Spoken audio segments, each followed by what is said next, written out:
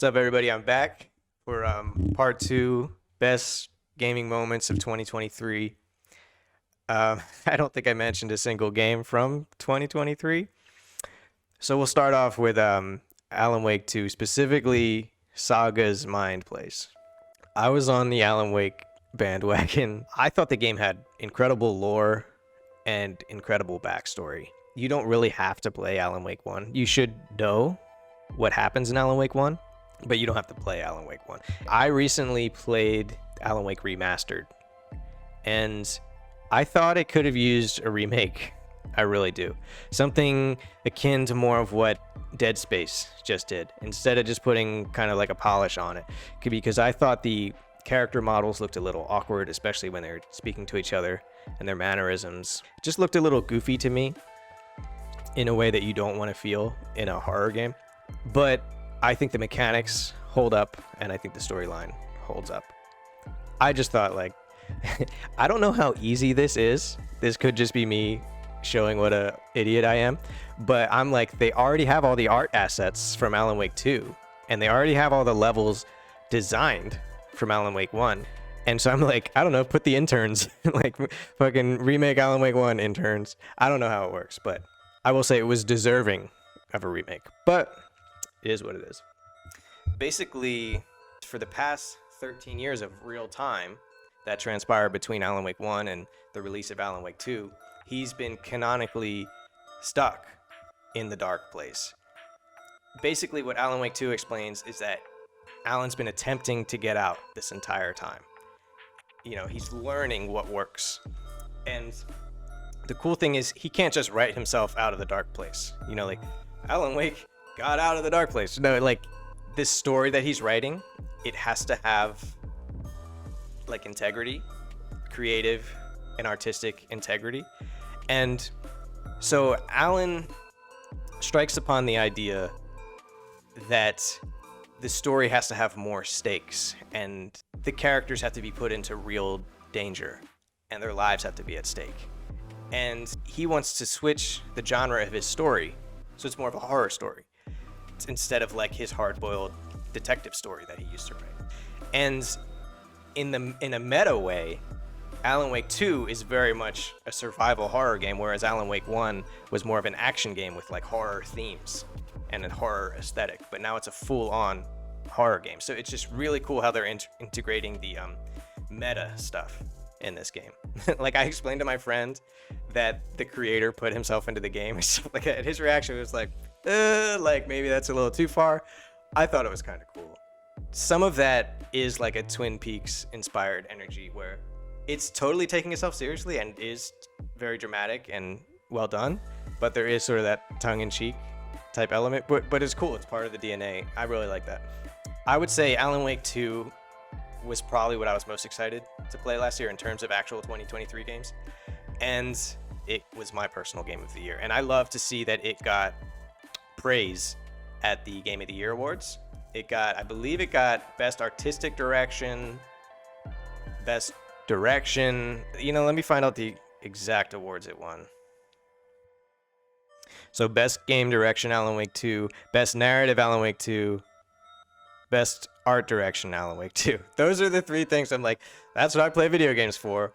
All of them. So it's impressive. Man, Control winning Game of the Year in, I think, 2019 from IGN. It's a fucking impressive studio at this point.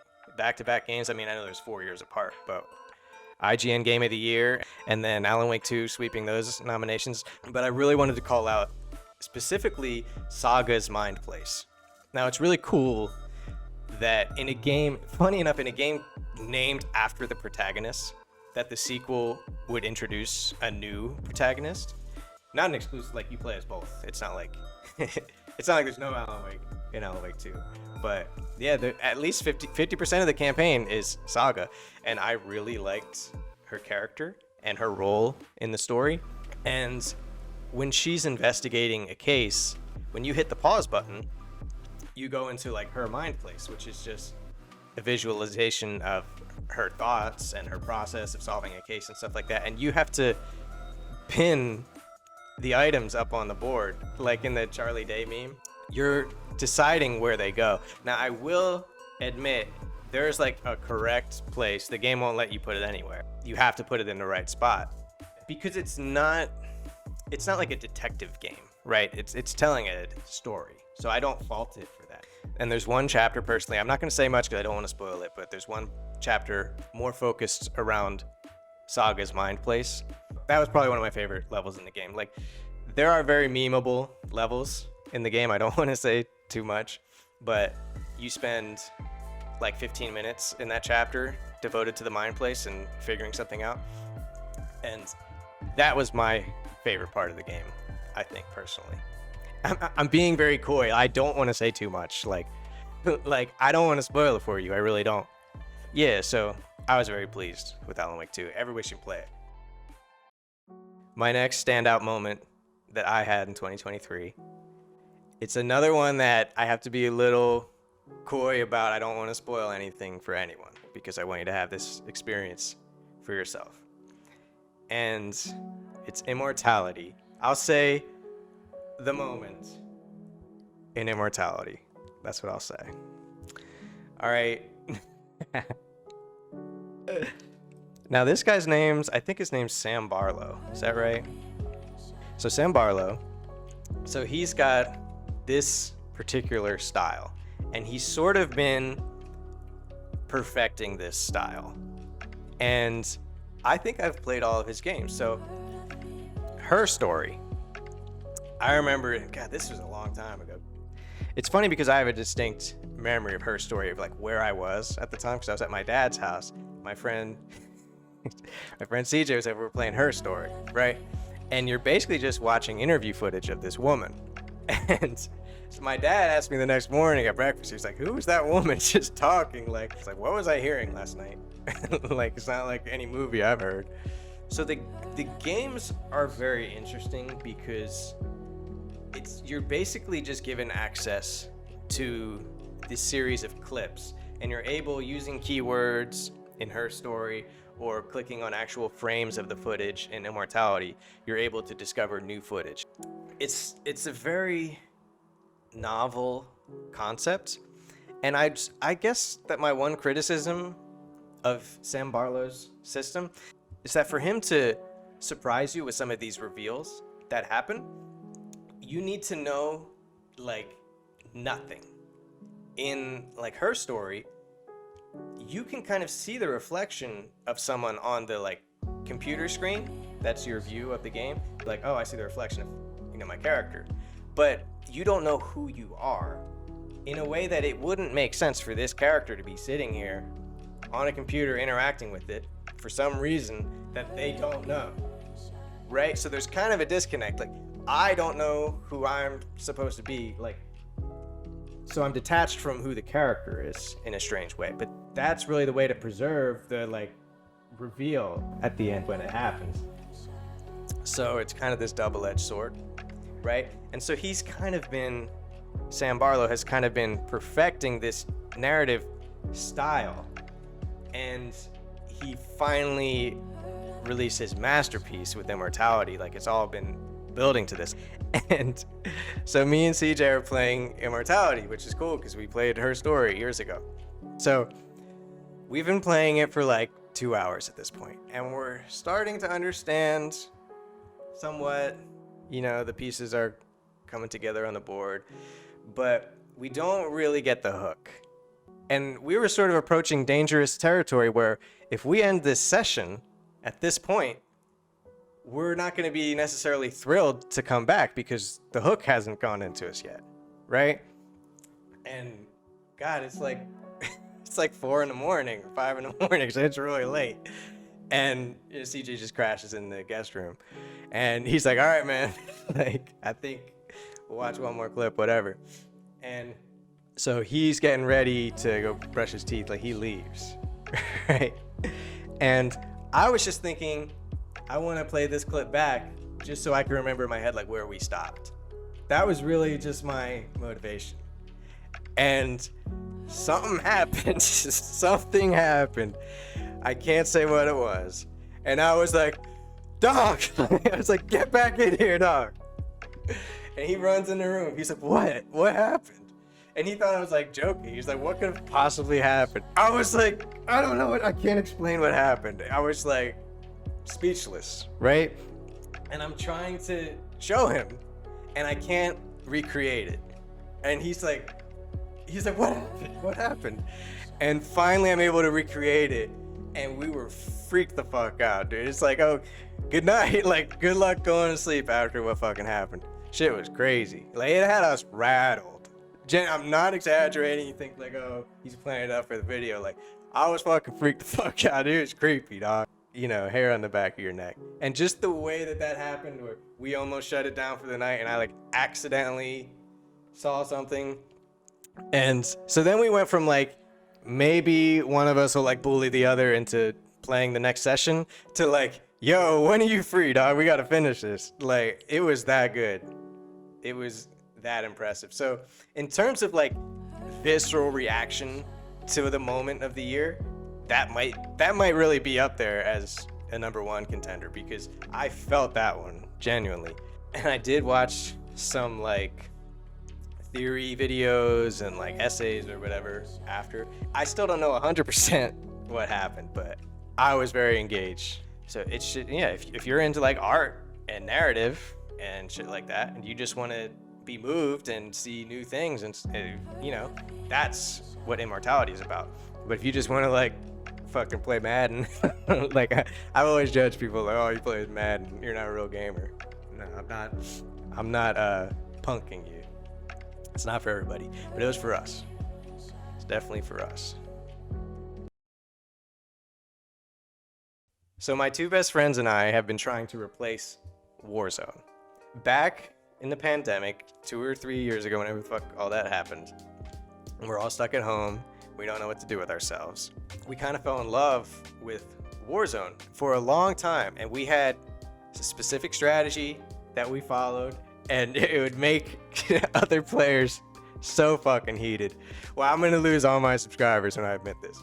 Our strategy was to have the shield, and it would be like 3 of us with the fucking shield. So we'd be like a fucking Greek, like Aegis, like, you know, fucking attack and formation and shit like that. Fuck you for using a shield. Like, calm down, dog.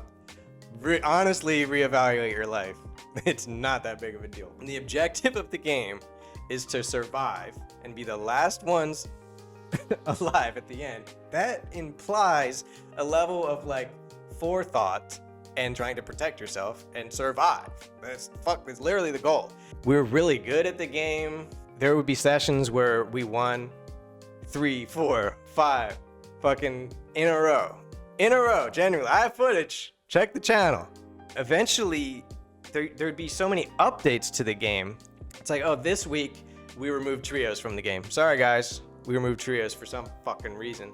It's like Call of Duty's probably the biggest fucking population on any shooting game, and they need to like section off the audience. I don't understand. And it just pissed us off personally, because we're a trio, and so we'd have to play quads if we wanted to play together, and we get some fucking guy with no mic, with no fucking brain cells, and he'd just be dead weight, and sometimes we'd still have to win. Occasionally, it was impressive that we ever did.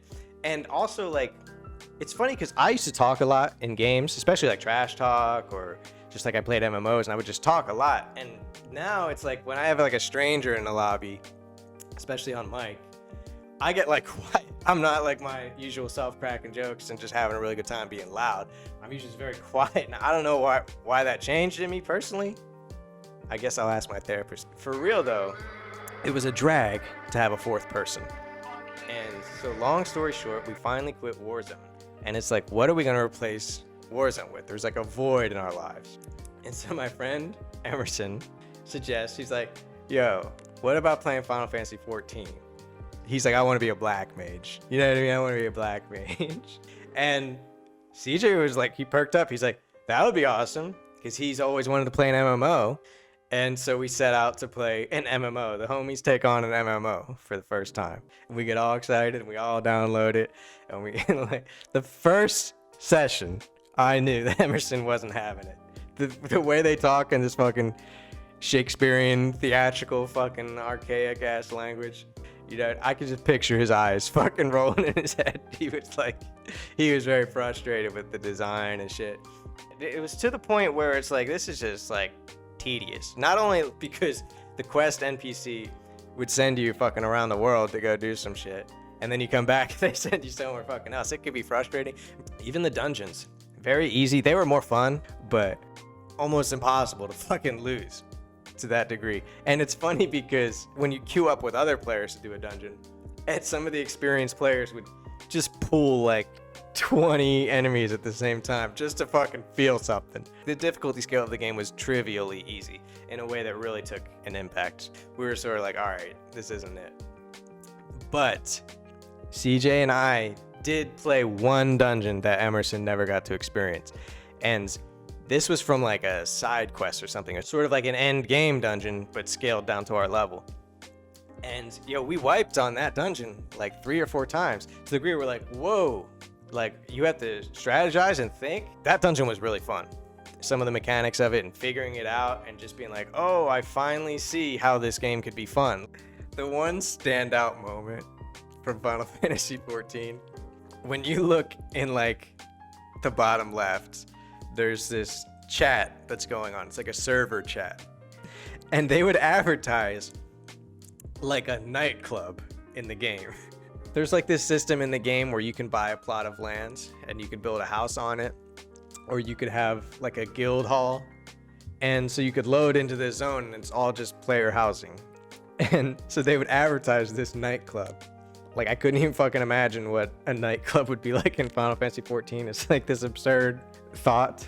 There's a set of keywords that we had to input to load into the right zone, and you have to go to the right ward, and they have to tell you the plot in the ward, whatever the fuck. It's very confusing, but we're hype. We're gonna go check out this fucking club. We gotta see what's going on. We're ready. It's lit. I was so confident. I'm like, let's go. I know where it is. Follow me. So we show up. I'm like, it's right over here, and there's nobody standing outside. Right, you think at nightclub, you see some people standing outside smoking. There's no smoking in Final Fantasy XIV, but it looked a little dead. We ran up in that spot. We were ready to go. We're like, we're here. What's up? That house was empty. We just home invaded someone's house. We were in the wrong spot. There was no party. We're going nuts. And it was just someone's home that we just broke into, basically. So sorry about that. That was a sad night. We just had to log off. I don't even have I'm gonna look for footage. Maybe I'll put some footage of what a real fucking nightclub looks like in Final Fantasy XIV, because we never got to see it.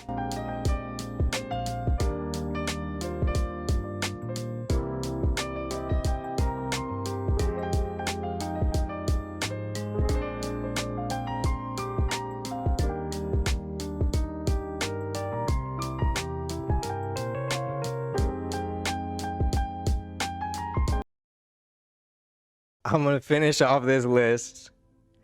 This was another great moment we had a couple times this year, me and my friends. It was CJ's idea, to his credit. He's like, I want to play Microsoft Flight Simulator, right? We had a good old time with Flight Simulator. We are so competitive. We will compete with fucking anything. Learning the game was very hard. We're like, fuck out of here. We don't want to read the tutorials. We don't want to do nothing. Like, just give me the sticks. It took us like an hour passing the controller back and forth to fucking take off successfully. We're in the cockpit in first person, just flipping levers and shit, just pulling on shit. We didn't know what we were doing. So we finally take off. It's like, ah! We're all screaming at the TV. And it's like, all right, how did we get down? Like, we knew nothing. But it was funny, dude. And so we'd be so competitive. The first one to take off, the first one to successfully land. We're calling ourselves the Sky King.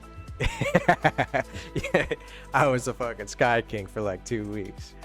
And I had this style of playing where I would want to be in first person, like in cockpit mode, because you wanted to like level yourself out in third person to make sure you're going in for the landing flat and shit like that. And I was just in this like zen-like state where in the cockpit I could just fucking feel how flat I was. Like I was pretty good at that.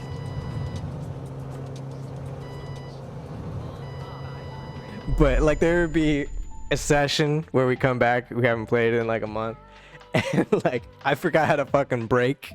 So I successfully landed the shit, but I fucking ran it off the tarmac into a fucking ditch and exploded because I forgot how to brake. I was like, that counts. Like, I landed, that counts. Like, it was just fucking ridiculous.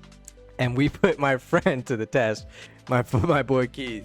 He was working on his pilot's license. I think he went to school for it and shit like that. And so we put him down and we made him play Flight Simulator. And didn't go too well for anybody on that flight, let's just say.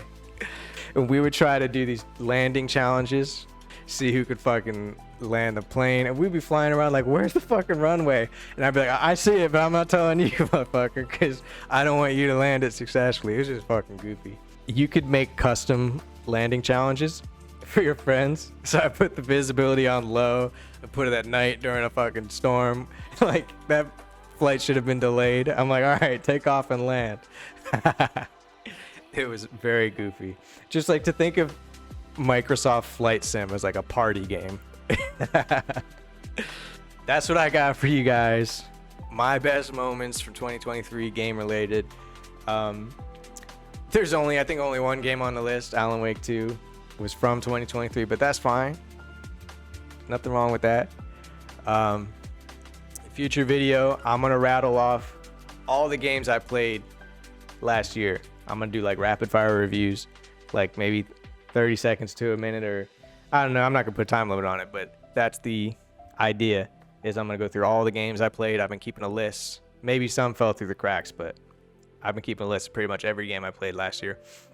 And going forward, I want to just make videos as I play the games instead of just having a big list of games that I did play. So thanks for checking out my 2023 game of the year. I'm hoping 2024 is just as good, if not better. Peace. Definitely concerned if I'm in passengers right now. I'm not, because this is for the bell. That should make you more concerned. That's for the bell? Oh, God. There's still like 50 houses between you and the runway.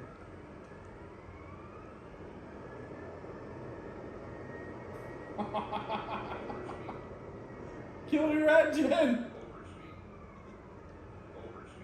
This is hating. It's crazy. Oh. We're coming in a bit hot. Oh. Oh.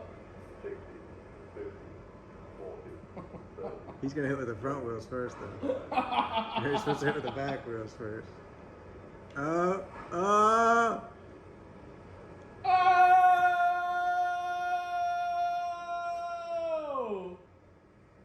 He shook on it. The I'm fucking officially the Sky Sky King. King. The Sky Keith God. wasn't looking, though. It's official. You can't be a witness if you didn't see it. Sky King. We never got higher than a C rating. Hand it too. off. What? None of us ever got higher than a C rating. Yeah, you're not hitting on. That's the best I'm gonna give you. This is the Sky King. Sky King. This guy. Sky God. Get it right. Oh, you said Sky King. I'm both. Sky God title is still open. Sky God. Alright, I'm about to take that Sky God title.